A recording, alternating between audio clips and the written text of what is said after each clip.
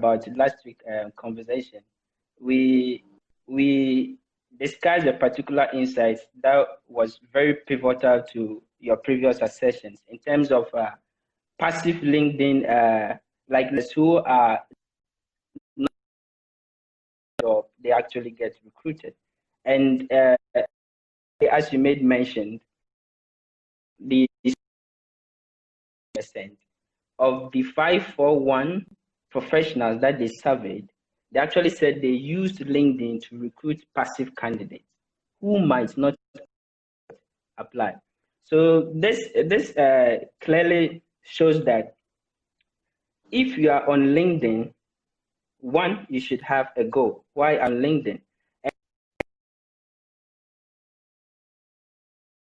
A tool for personal branding, positioning, connecting with people, recruiters, professionals who might need your skill set in their domain of operation. You actually acquired a particular job and you did not apply to that job directly. So this particular insight attests to the fact that who passively are looking at certain jobs. You get the point. Yes, Going forward, if you right, that is from Del Cerro, Roman and Co. They identified that actually LinkedIn is now used as a verification tool in a sense that 93% of HR professionals were found to use social networks to verify information on the CVs of jobs. That is, this was identified, this research was conducted in 2017. So this is actually current. So this suggests that if you actually apply for a job with a traditional kind of via email or you go to the office directly and apply for it, there's a high possibility that your employer might get onto LinkedIn and check certain data, your profile. You get the point. So in research, your profile details in terms of your previous jobs, the role that you handle, your duties and all that, we call it observable data. So in actual sense, recruiters use this observable data to actually project those specific that you have on LinkedIn, that is the observable data. They actually use it to predict your IQ that you have. For instance, creativity, which is actually a very crucial like job success predictor. Creativity. I'm not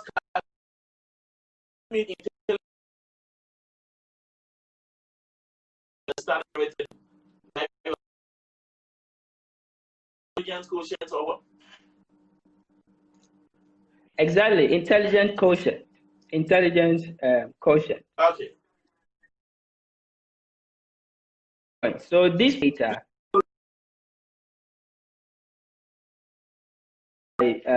recruiters, and in order to know the kind of, for instance, your personality trait in terms of creativity, leadership, integrity, attendance, and cooperation when it comes to working in a team.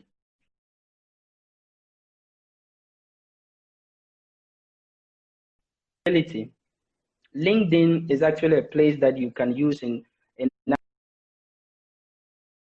gives you the chance, it gives you the privilege of controlling observable data that recruiters should see. Is a pivotal point in terms of verifying your in terms of the role that you are applying for. Yes, so this particular insight is yeah. And you know, so, you talk about observable data, right? And I'm sure yes. Observable data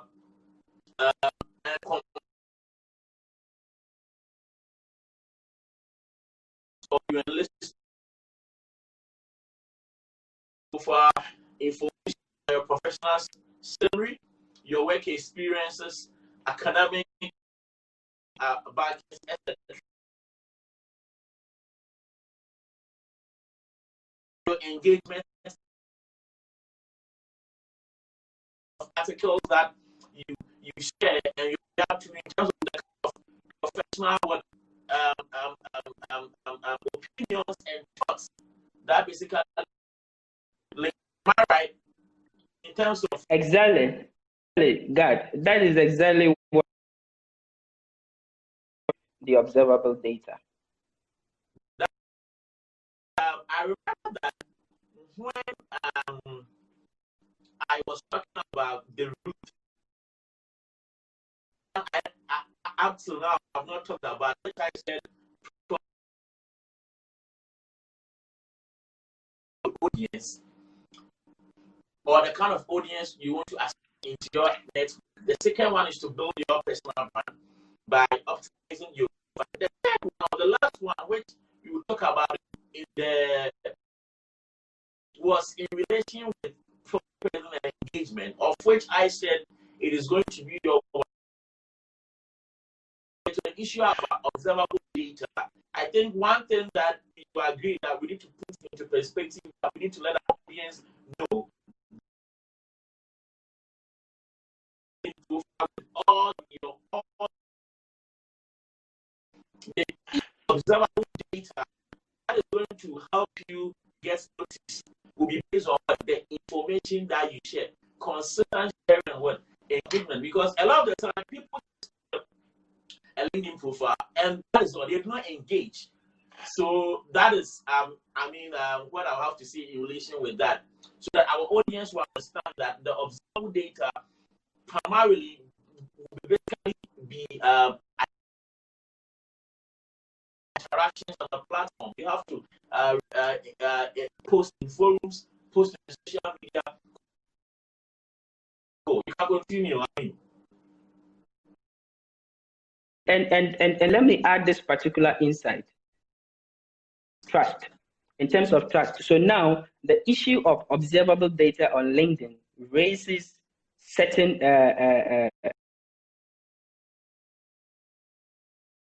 data. So this particular research that is recently, this survey was carried out by Business Insider Intelligence.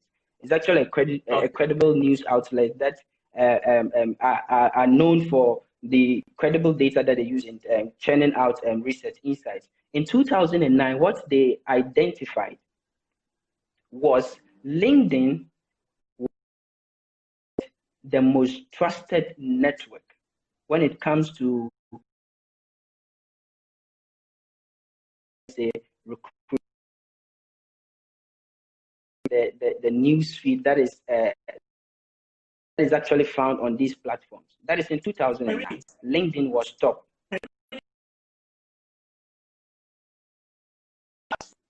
In terms of the recruitment vertical, in comparison, are we saying that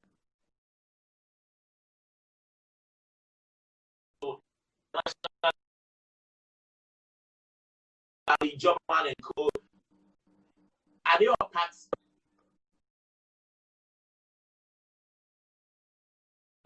Trust that I'm talking networking sites that were LinkedIn. We know Facebook recently is having that advertising job positions on that is Facebook. So LinkedIn was voted, that is in 2017, in 2018, it maintained consistency in terms of the trust that and harbored towards. You get the point. So I'm saying that it's available data that we are talking about in terms of your employment and that is your career history, in terms of the duties that you performed, in terms of the awards won, and in terms of the endorsement and recommendations that you actually have as a person on LinkedIn platform. So this is crucial. And even in 2019, they said that more than 4 million LinkedIn members were hired through their platform. So this actually heightens the more than 2019. Yes. This is a research LinkedIn. They found out that more than 4 million LinkedIn members were hired. So this also heightens the Hello, I mean, do sorry you want me for, to I repeat mean, that insight that's again? yes, within that Yes. insight, that says that 4 million people were hired. 4 million LinkedIn users were hired as at for the whole year. Probably the country breakdown. The that insight captured the country breakdown because I know that LinkedIn on their platform, but with the 4 million, do we have a country breakdown or probably a continental? No, no, this is just a snapshot. It's just a snap to the. This is just talking Okay. about the entire LinkedIn members. Yes, that is in 2019. You get the point. And God, what is interesting is that now more than ever, a particular challenge that every recruiter or every business faces in terms of competency deficit. Competency deficit to a situation where insufficient employees have skills needed for performing a required task. Needed for performing a particular required task. The reason why they have these insufficient skills is basically because simple. They don't have this skill set because they have education and training. That is what is called. So this is what some firms.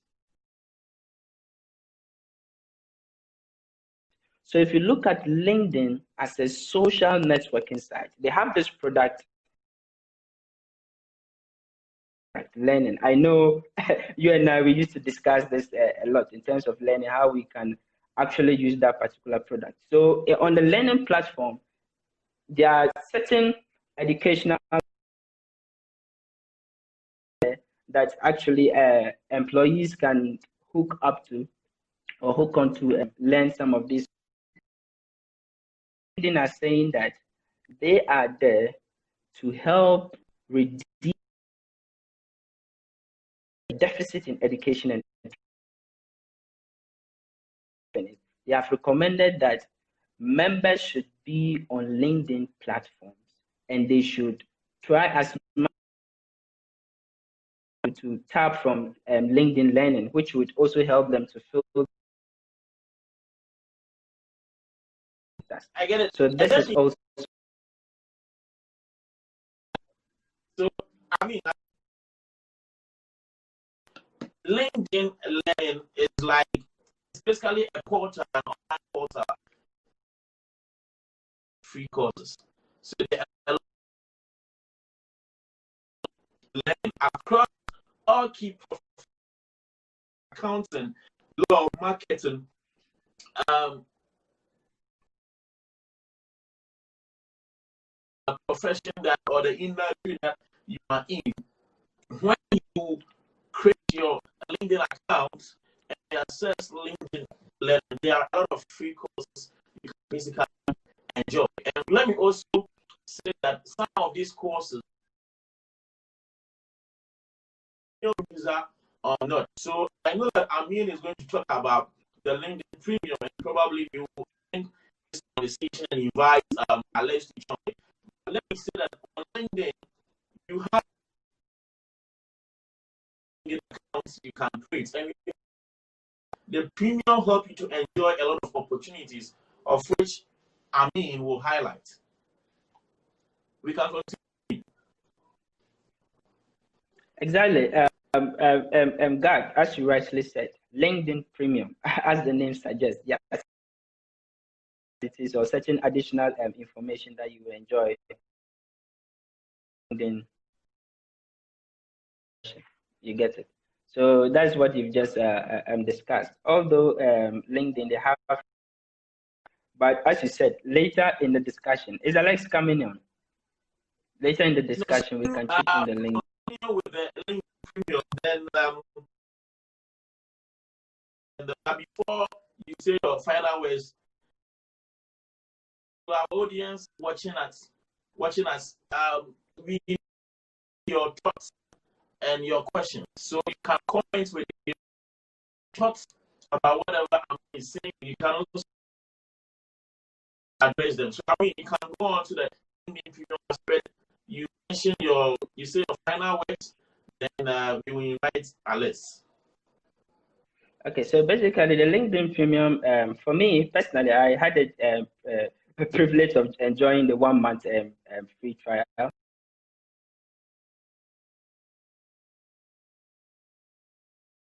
The kind of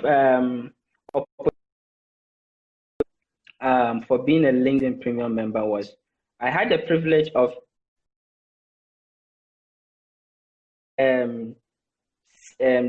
chief marketing officers. I had the privilege of emailing CEOs. I had the privilege of emailing certain